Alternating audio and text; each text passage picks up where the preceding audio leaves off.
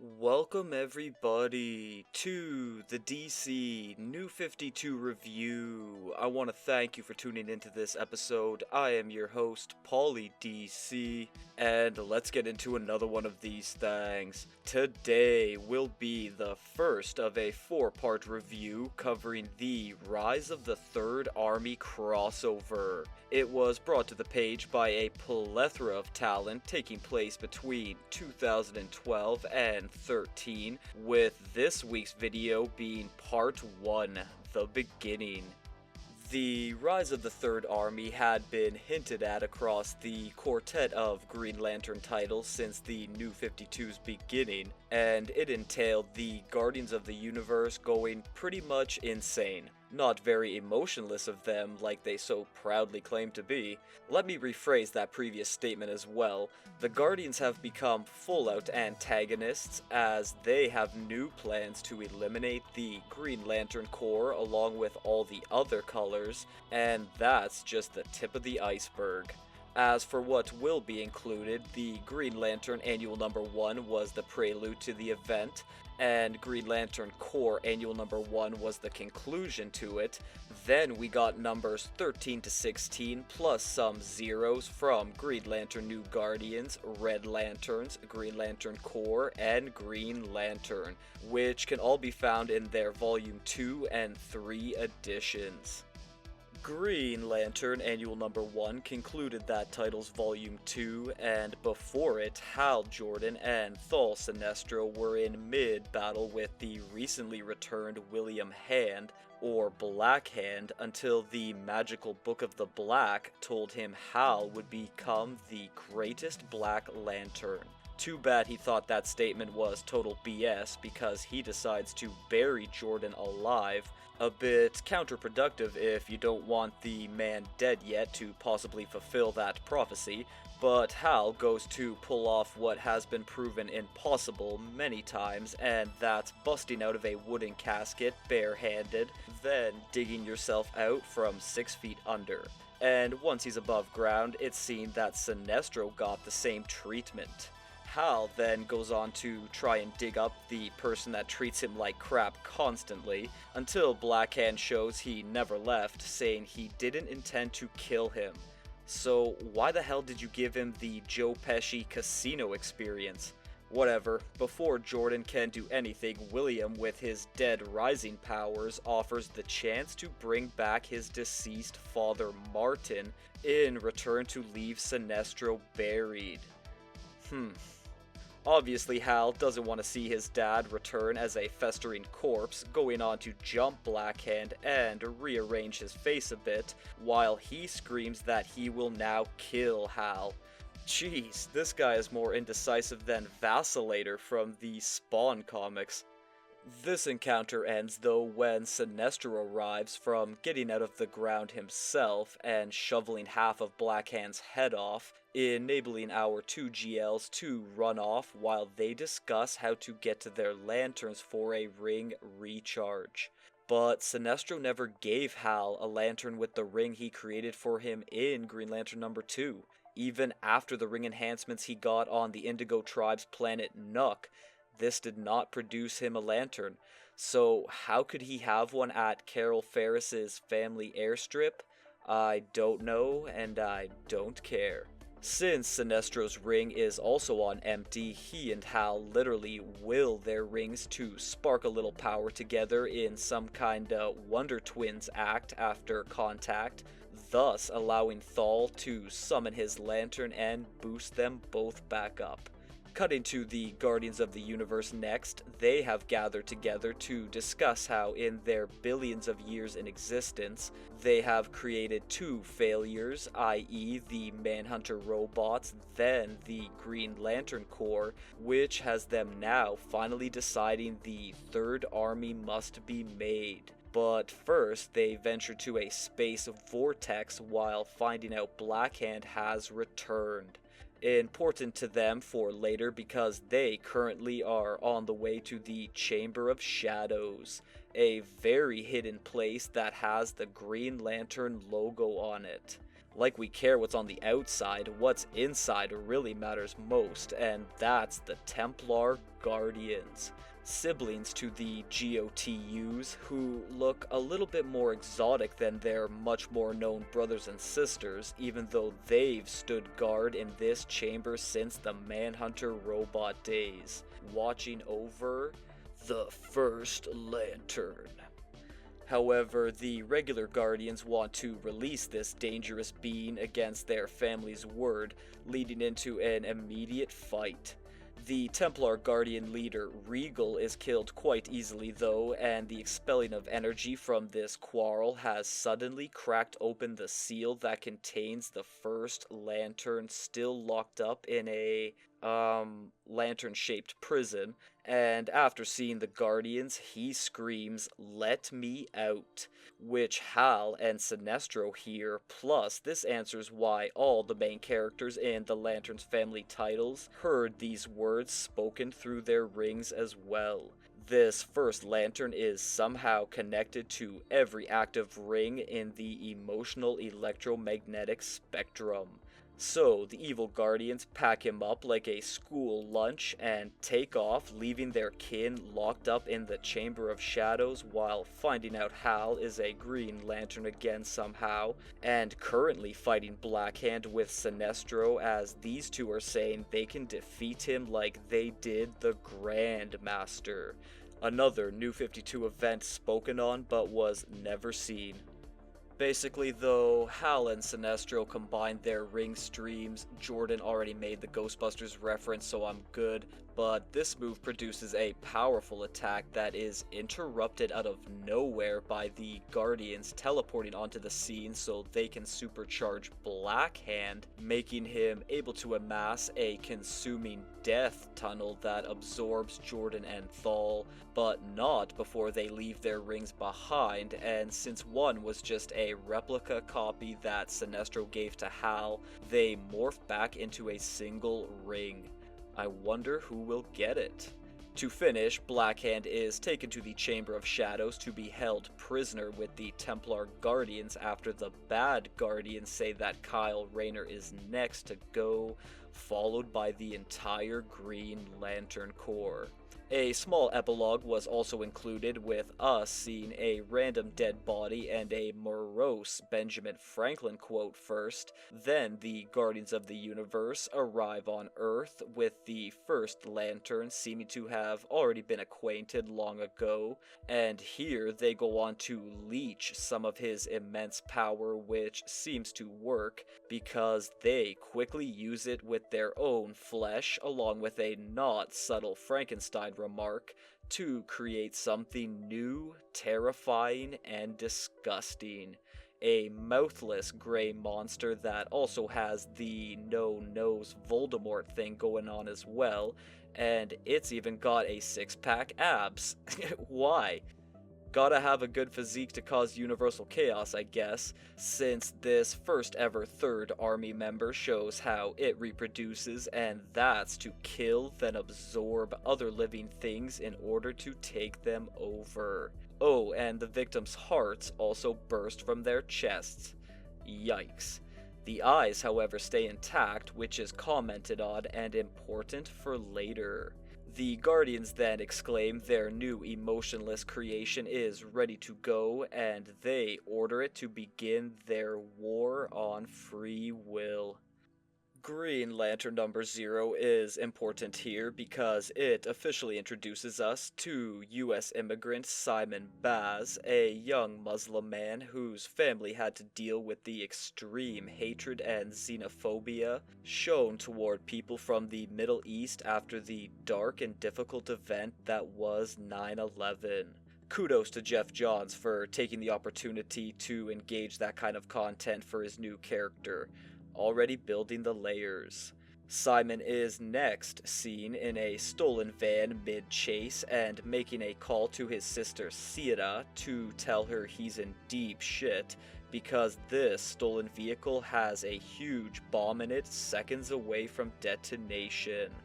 Not the best situation for a man hailing from his part of the world to be in, and with the cops right on him now, plus the bomb ready to blow, he drives erratically into what looks like an empty warehouse in order for the explosion to be kept away from the public. However, Simon is quickly arrested upon emerging out of the flames.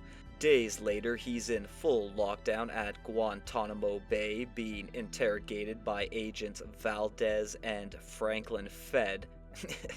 I'm not sure if that name is wildly on the nose or kind of original. Regardless, the duo of agents mentioned Simon's brother-in-law Nazir nearly died in a street racing accident the two were a part of, so Baz uses this fact to say he's just a car thief and not a terrorist like suspected, even saying he worked at that warehouse before it shut down, knowing it was empty, thus safe to take the bomb.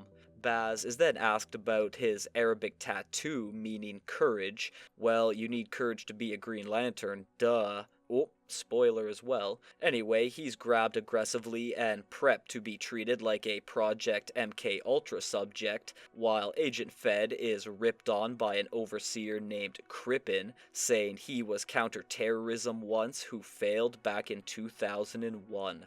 Before things get nasty though, the slightly malfunctioning Green Lantern rings of Hal and Sinestro crashes inside, finding Simon, enabling him to break free from his confines and escape. Ladies and gentlemen, I give you the 6th human Green Lantern to grace DC. This news reaches far and wide as Suicide Squad boss Amanda Waller finds out, along with Cyborg and Batman, but for now, Simon is just glad to be alive, passing out on a beach without noticing a message is waiting on his ring, while the Third Army is seen creeping around Earth. Then, to finish, a glimpse of Hal and Sinestro is shown, with them appearing to walk through the afterlife. Green Lantern New Guardians number 0 was also included in this event since it's not an origin tale like most others in the New 52. Instead, it basically worked as prologue to this title's Rise of the Third Army inclusions, due to the team of all the color corps breaking up at Volume 2's conclusion. And with that, Green Lantern Kyle Rayner is back on Earth. Before seeing him though, a new long-term addition to this series, Carol Ferris, the lover to Hal Jordan and Star Sapphire member, is seen at her family company Ferris Air, alongside close friend to Hal named Thomas Kalmaku, who clearly knows he's a GL as Carol tells him the last time she saw Hal was with Sinestro in Green Lantern number 7. So the two check his locker where the actual Green Lantern he should not own is, plus a ring he planned to propose with. Aww. Rayner finally arrives in Coast City next, letting it be known to us that he and Carol aren't exactly close friends, not even being on a name basis, but after reacquainted, she's asked to see Hal because of all the bad shit going down with the Guardians of the Universe. However, the chat is stopped when Thomas puts on a TV report of Jordan and Sinestro fighting Blackhand. By now, police are on that scene having an encounter straight from Day of the Dead until being backed up by Green Lantern and Star Sapphire, making sure we remember that 2 different colored rings is what's required to kill a Black Lantern zombie, which is what they do before finding the blast zone where Sinestro blew up his yellow lantern, allowing Kyle to mention he's been able to tap into other colors lately because he can sense the yellow energy.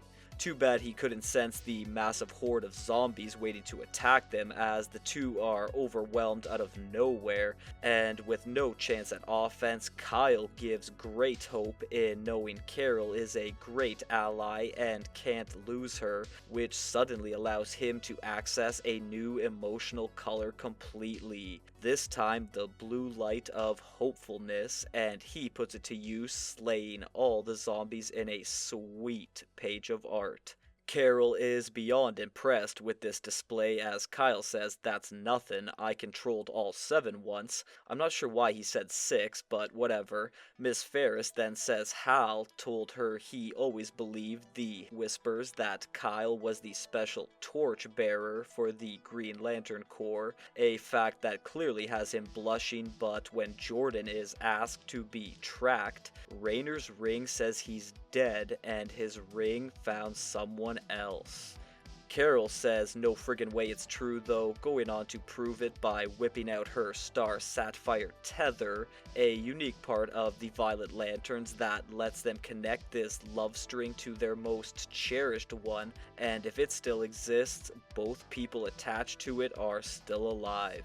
Carol then has the brilliant yet randomly timed suggestion that Raynor needs to tap into every core again, while on VL headquarters planet Zamaron, the Star Sapphire female leaders, said to be equals to the Guardians of the Universe, are meeting with them saying they'll help them destroy all parts of the emotional electromagnetic spectrum. Green Lantern number 13 continues on with Simon Baz, but first Amanda Waller is seen with President Obama, so I guess he's part of the New 52 now, and currently being told what the Green Lantern Corps is, including their 4 recruits plus backgrounds, with Jon Stewart said to be possibly the most trustworthy, and Kyle's ID still not being known, so the question is, where does Simon come in? Well, for the moment, he's waking up in Miami, Florida after having dreams of his street racer days with Nazir, and as soon as he fiddles around with the Green Lantern ring, a distorted message of both Hal and Sinestro pops out with jumbled information. However, this light up catches attention of some federal authority. Agent Fed is then quickly made privy to the sighting, meaning the chase is on, even though he's starting to believe Simon is innocent, so it's over to Michigan where the Baz family lives, and of course the troubling news of their kin has already reached them. The whole story is countrywide pretty much, and it's unfortunately affecting Sita Baz most due to her being fired over safety concerns, or maybe because of her appearance and Lebanese background, but that's just my thought. Anywho, Simon finds his younger sister eventually to try and plead his case, also saying he only steals to provide for her and his nephew, since he blames himself for Sita's husband Nazir winding up in a coma from street racing, but now thinks the Green Lantern ring can help him deal with his new problems. Starting by taking off to regroup by himself and using some advice from Sita, he masks up, giving the first look at his official Green Lantern costume in order to protect the face, except that won't do no good against the damn Justice League, who have been called in to help, already knowing who he is. Lastly, the Third Army is peeked in on, making their way across the Earth, already spreading like disease. Where the hell is Stormwatch when you need them? I thought they handled stuff from off-world like this. Come on. Green Lantern Corps number 13 comes up next, and it doesn't waste any time letting the readers know that the extremely deadly Third Army is on the loose in the universe, as they're seen ambushing a group of alien miners, then assimilating them into their ranks with an alarming amount of efficiency and power. Another big problem is about to spark off as an old foe of Guy Gardner's named Czar, who he defeated in his early Green Lantern days during a Zero issue, is released from Oa's prison system by an unseen force and is told, "Get ready." Why even bother not showing the Guardians of the Universe here? You know it was them. Who the hell else could it have been? Speaking of the Mini Blue Men, they have gathered all GLs currently on Oa, so an important meeting can happen wherein Guy's promoted status is expanded on from issue 8, with his new position being called Lantern Sentinel. a status given due to his above and beyond work over the years. In reality, this is the start of a rather nefarious plan the Guardians have, but for the moment, Gardner gives his word he'll take the new job very serious. Oof, you almost feel sorry for him already. This is all followed by Guy receiving a mission to escort alien ambassadors from planet Ronos to Oa for a peace summit with the Guardians. However, his best bud, John Stewart, won't be joining because he's called to another briefing. So a small unit of other Green Lanterns are rounded up while Johnny meets with the Guardians of the Universe so they can drop the news that the living planet Mogo, that was a powerful Green Lantern as well, is still alive and trying to reform as of lately.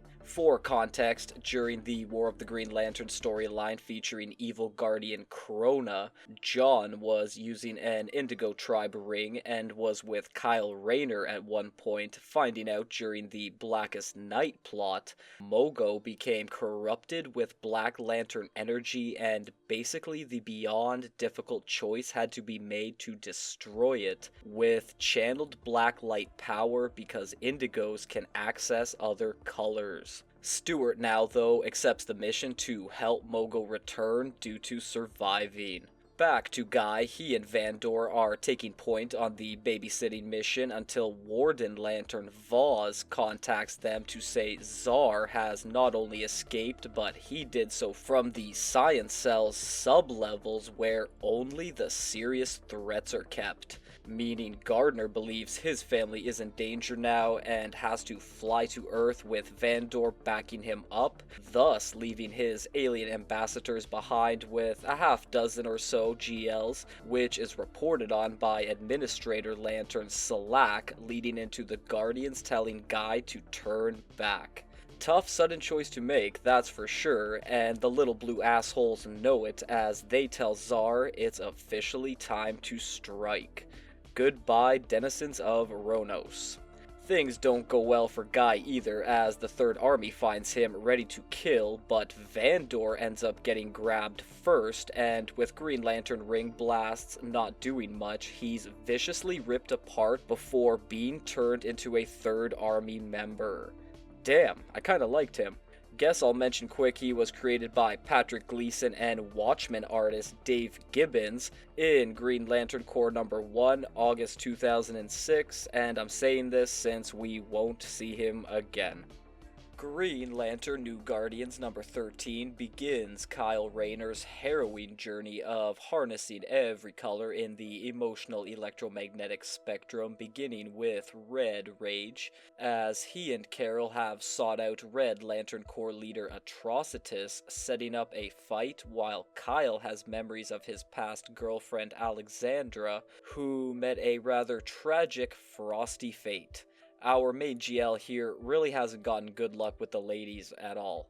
We then find out Atroci has already agreed to train Rayner, with him being brought to Alex's grave for it to be damaged and told her death was his fault, ushering in a memory showing Alex getting to see her lover as a Green Lantern before her death.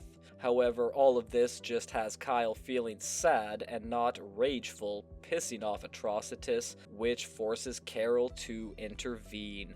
Some words are then exchanged, with her knowing details of Atrocitus's background, while he knows Miss Ferris is only using Kyle to get Hal Jordan returned. Gonna throw this out there too, Red Lanterns can't make constructs usually, yet we're given one here. Meh, what are you gonna do? There was also a brief scene of some Red Lanterns being eerily followed by the Third Army near a planet called Korgoth, lining up that world to be next on the list, and they become victims instantly. Now, a bit of a cheap shot is tossed at the Middle East here, with it for some reason getting selected by Atroci to showcase anarchy and genocide to Kyle in order to fuel his rage meter, but I think he's smart enough to know horrid events happen all over the Earth and, I guess, universe, and what's seen here could take place in any other of those destinations. Why rage out at this place this particular time? And if it was such a big deal, why doesn't Kyle just come here every day and fix things, or anywhere else on the Earth and fix things? Anyway, after some horrifying stuff is seen and Atrocitus halts Kyle from helping while whispering scary stories of his planet Ryut's demise at the Manhunter robot's hands, this does the trick, allowing Red Lantern Rainer to emerge. Interesting look with the Spartan helmet thing going on. Side note, I was really liking Atrocitus' design here. Really looked menacing. Kyle uses his new rage, though, to deliver justice like he never has before, wowza, and is actually stopped by Atrocitus, setting up a cold line from him saying he is far worse than any evil he's seen before. Kyle then decides to shuffle over to Blue Lantern Hope, making it known he already has that color covered. Makes sense with his Blue Lantern Corps past, and after healing the villagers he just saved from invading terrorists, he heads back to Carol with a new, nasty, edgy personality giving her crap while she nicely tries to fix Alex's grave, but he says they need to find his former GLNG buddy and Yellow Lantern Kilo. Red Lantern number 13 focuses on a bit of a side plot before diving into the Rise of the Third Army stuff, with us being taken to the planet of Arhitki,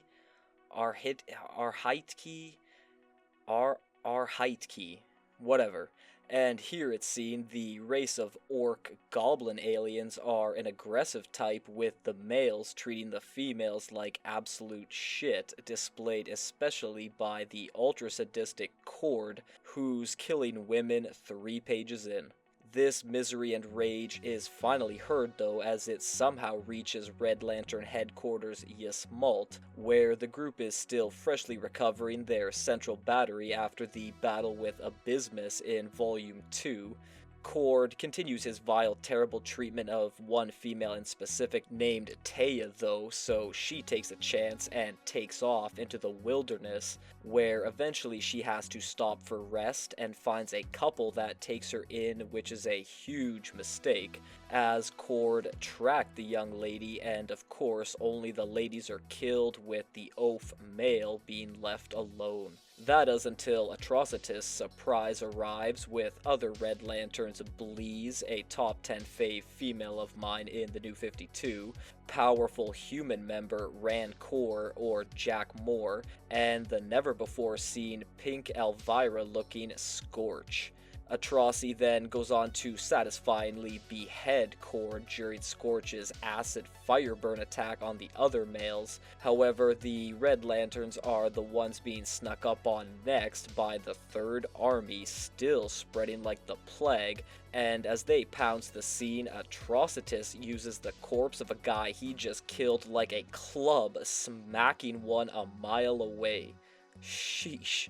The 4 Reds try everything in their offensive arsenal to no avail, though, and because Scorch is the expendable character this edition, the TA focus on her tearing an arm off before assimilating her, which gives Atroci the chance to let us know their foes have to remove rings from any Lantern Corps member in order to take them over. He's also able to figure out that if a Third Army creature has its eyes removed, it's a serious weakness to them, plus the others around feel their mate's collective pain.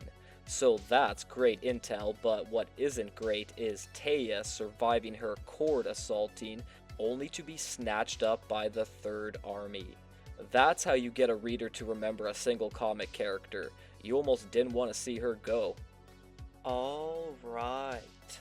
I'm gonna save the usual final thoughts for the very end of the crossover, but I will mention a few things quick. All the players were shuffling around into their respective places in the event, so yes, it was a crossover, but many were doing their own stuff until being brought together later. As for Kyle, him becoming a Red Lantern means his heart should have went kablooey, since that's part of the deal when you become a Red, but I guess that rule has been always sort of on the line. Now for Carol, calling him Cranky Pants like they're dating, even though far from it apparently, while clearly using him to save Hal, was a bit weird sounding, But hey, maybe it was a hint of what something might become of these two. And lastly, why would the Guardians even put a weakness like the eye removal into the Third Army? I know it's not intentional, but they should be borderline invincible with what you put into them. You couldn't maybe at least try to correct it? I guess being in a hurry might be one of their downfalls. That's gonna pretty much do it for this review though, and I want to thank you if you watched until the end here, and to please like, share, and subscribe. Please follow me on all my social media platforms, and to please join me next time for Rise of the Third Army Part 2, The Takeover.